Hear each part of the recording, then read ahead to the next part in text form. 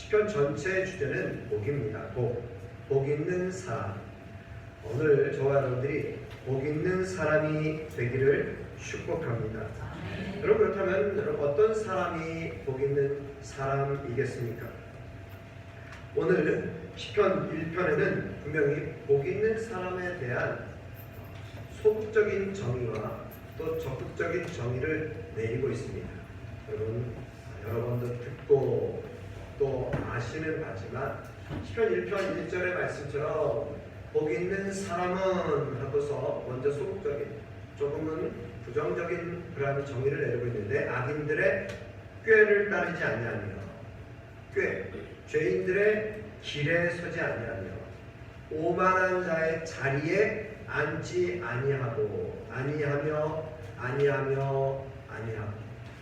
먼저 복 있는 삶을 살기 위해서는요, 하지 말아야 할 것을 하지 말아야 되고요, 해야 할 것을 하는 삶이 복 있는 사람인 것입니다. 그러게 여러분, 저와 여러분들이 하지 아니해야 될 것, 악인의 꾀를 따르지 않고, 죄인의 길에 서지 않고, 오만한 자의 자리에 앉지 아니하는 삶이 되어야 할 것입니다. 먼저 악인의 꾀예요. 모든 행동은요, 생각에서부터 나옵니다. 생각. 우리의 머릿속의 생각, 우리의 마음으로부터 그 생각을 통하여서 우리는 행동이 나오죠. 사단이 예수팔 생각을 유다에게 집어넣었습니다. 항상 생각으로부터 우리는 죄의 길로 접어드는 것이에요. 생각, 마음의 생각. 그래서 그 사람의 생각이 어떠하면 그 위인도 그러한즉, 우리의 생각이 그 사람의 됨됨이와 위인됨을 보여주고 있다는 것입니다. 그러기에 먼저 하지 말아야 할 우리의 악인들의 꾀, 악인들의 도모는 항상 악할 뿐임을 하나님께서 아셨습니다. 오늘 우리의 삶이 악인들의 꾀, 그들의 회의에, 그들의 생각에 우리가 따르지 말아야 합니다. 두 번째는 죄인들의 길이에요. 길이라고 하는 것은 way, 방식이라고도 하고요, 그 길입니다. 악인들의 행동 방식이 있어요. 그래서 악한 행동을 통하여서 자기의 유익을 구하고 남에게 피해를 주죠. 그러게 항상 다른 사람에게 피해와 또 악을 행하고 또 그 어려움을 주는 그런 모든 행동들, 악인들의 행동입니다. 더 나아가서 오만한 자의 자리, 오만, 자만, 교만, 모든 것이 찾다는 것입니다. 오만함, 교만, 자기가 최고고 자기가 제일이고 제일 잘난다는 것입니다. 그러기에 오만, 모든 것이 가득 차서 자신이 왕처럼 살아가는 것. 그래서 악인의 생각, 그리고 죄인의 길, 오만한 자의 자리, 생각으로부터 행동 방식이, 이것이 하나의 법처럼 하나의 그것이 권세를 얻었다라고 하는 사실이죠. 오늘 저와 여러분들이 이 악인들의 꾀, 죄인의 길, 오만한 자의 자리에 앉지 말아야 할 것입니다.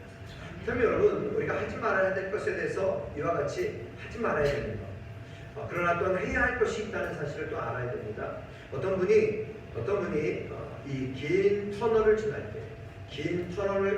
지날 때의 행동 지침에 대해서 말했습니다. 이 편에서 보면 긴 터널을 지날 때 세 가지 규칙을 지켜야 된대요. 첫 번째로는 창문을 닫아야 된답니다. 여러분, 활짝 창문을 열고 가다가도 터널을 들어갈 때 어떻게 하죠?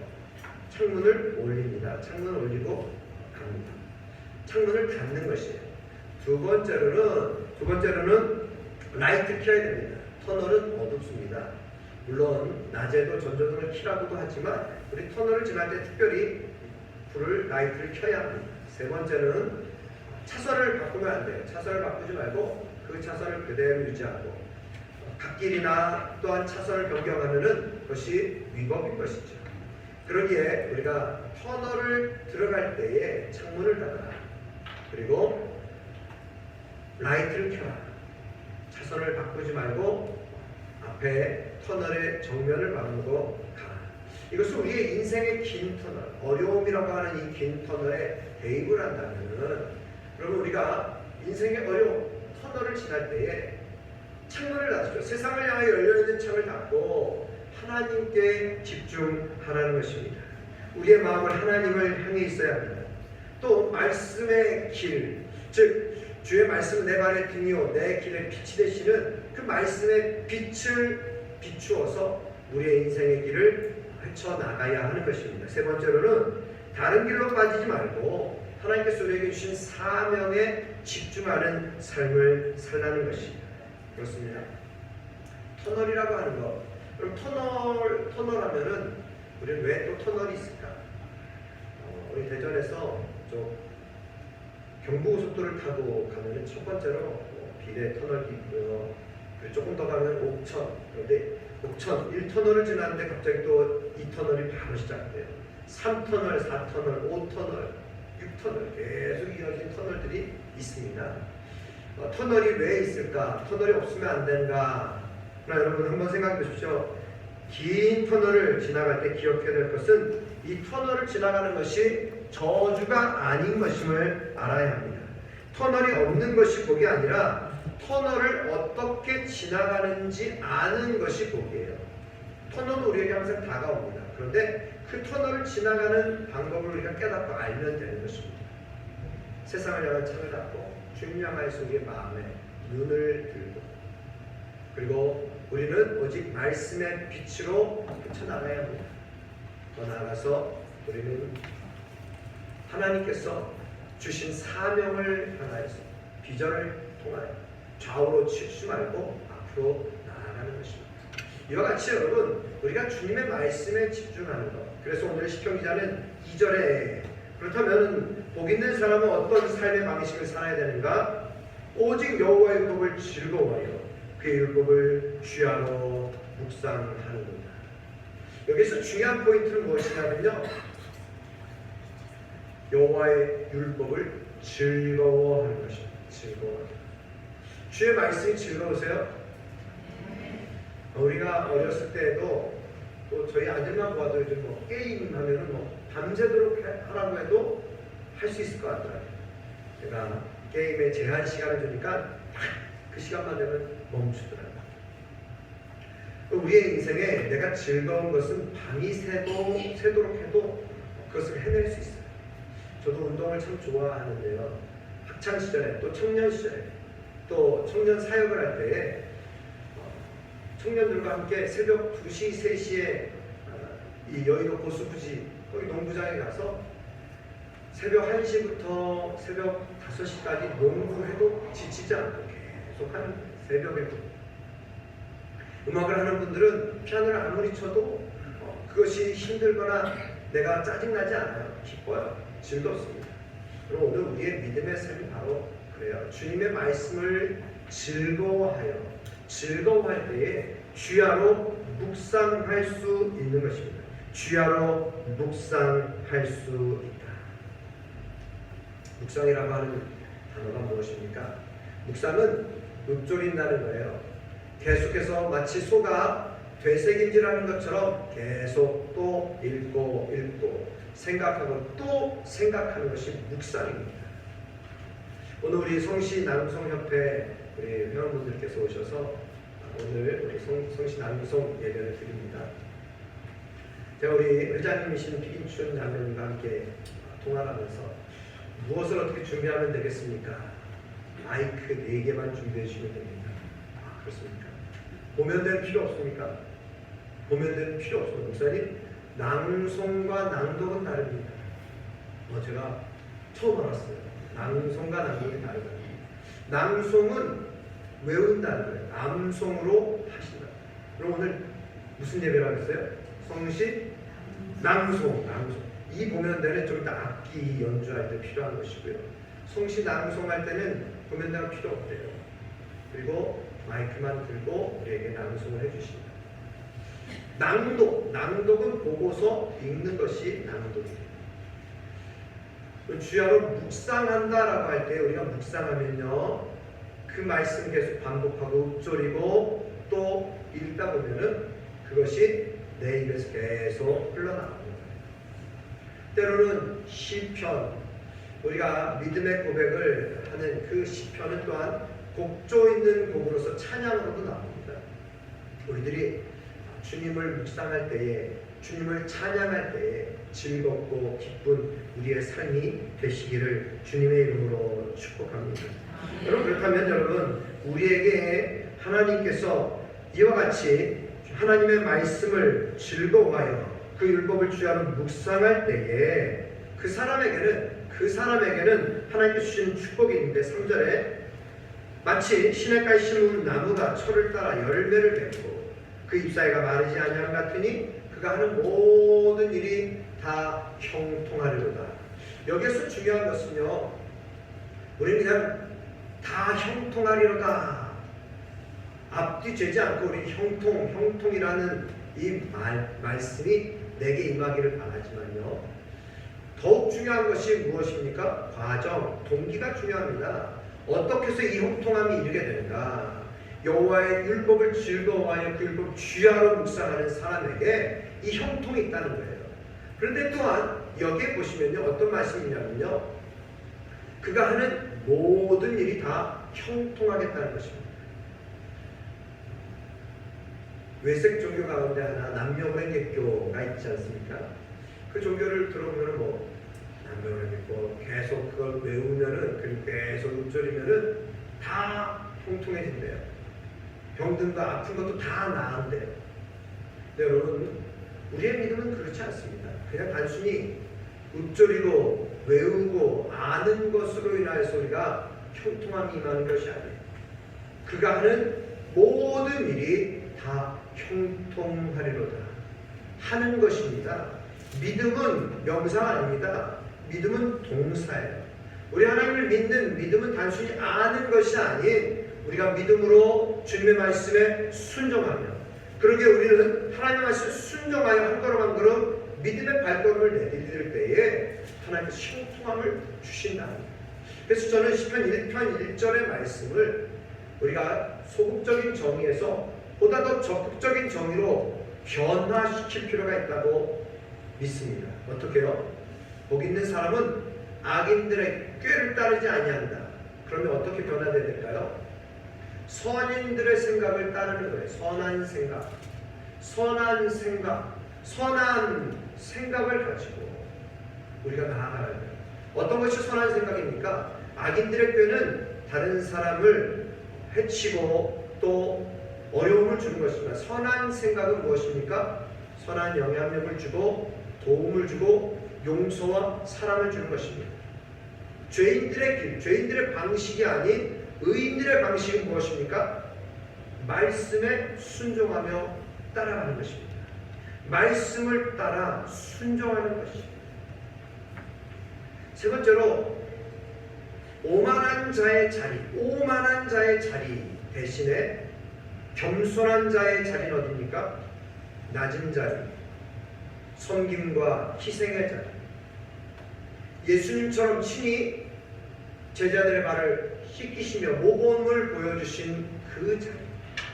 오늘 여러분, 저와 여러분들이 바로 악인의 꾀가 아닌 선인들의 선한 생각, 죄인들의 길이 아닌 의인들의 길, 의인들의 방식, 바로 주님의 말씀을 따라 사는 삶.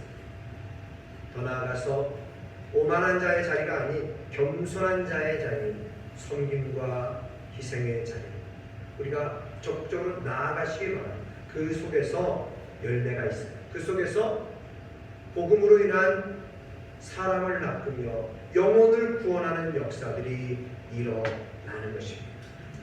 가장 중요한 말씀이 무엇입니까? 6절에 보면은 무릇 의인들의 길은 여호와께서 인정하시라.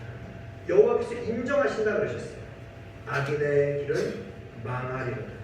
의인들의 순종의 길, 말씀을 따라 사는 삶의 길은 여호와께서 인정하신다는 것입니다. 짧게 하려니까 여러분 간략하게 말씀을 드렸는데요. 제가 저희 교회가 예찬 바울교회입니다. 전주에 있는 바울교회 지교회로 10년 전에 제가 재개척 형식으로 시작을 했습니다. 전주 바울교회 이제 원로 목사님이 되신 권파래 목사님, 그분이 지교회 목사님들 또 부목 출신들 목사님들을 다 목사님 친히 다 비용도 대주시면서 필리핀에 있는 바울 기도, 바울 신학 곳에 함께 견학 형식으로 갔습니다. 도착하니까 필리핀 마닐라에 도착하니까 새벽 1시, 그리고 숙소까지 1시간이 걸려요. 바울 기도원까지.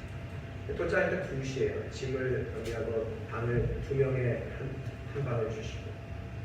그래서 이제는 잠을 충분히 잘 줄 알았더니 잠깐 잠들었는데 5시에, 새벽 5시에 목사님이 어이 누구 일어난 사람도 있으면 나와, 우리 같이 산책 가자고 그러시는데 제가 나갔을까요? 안 나갔을까요? 나갔죠. 안 나갔으면 모르잖아요. 제가 나갔습니다. 한 5명이 딱 나갔어요. 18명 갔는데 5명이 나갔어요. 그리고 목사님과 함께 높은 산도 올라가고 또 낮은 평지도 걸으면서 산길을 걸으면서 이런저런 대화를 하는 거예요. 근데 그때 목사님이 저를 좀 인정해 주신 것 같아요. 함께 산책을 하고 함께 거니는 그런 모습. 그것을 목사님이 인정해 주시면서 목사님의 도움을 참 많이 받았습니다. 그리고 항상 칭찬해 주시고 격려해 주시는 그러한 모습을 많이 봤습니다. 여러분, 주님을 묵상한다는 것은요, 주님과 함께 있는 것입니다.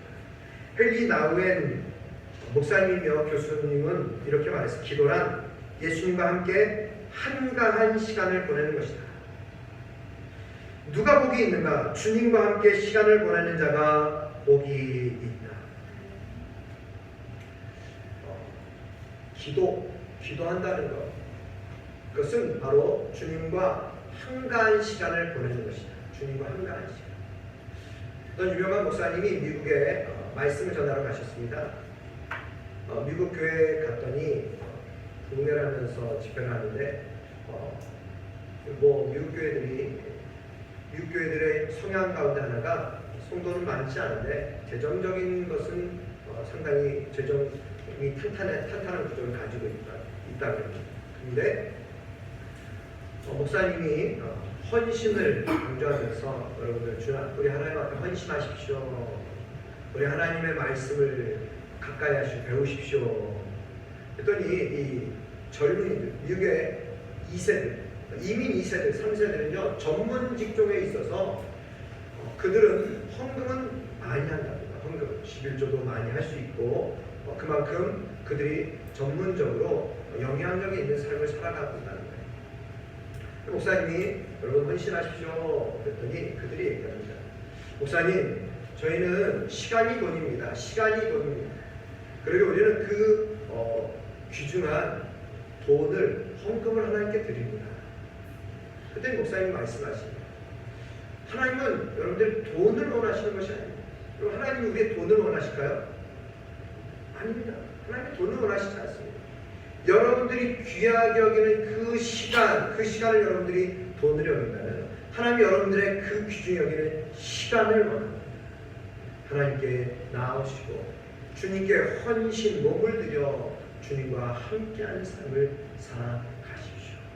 오늘 저와 여러분들 주님을 묵상한다는 것은 주님과 함께한다는 것입니다.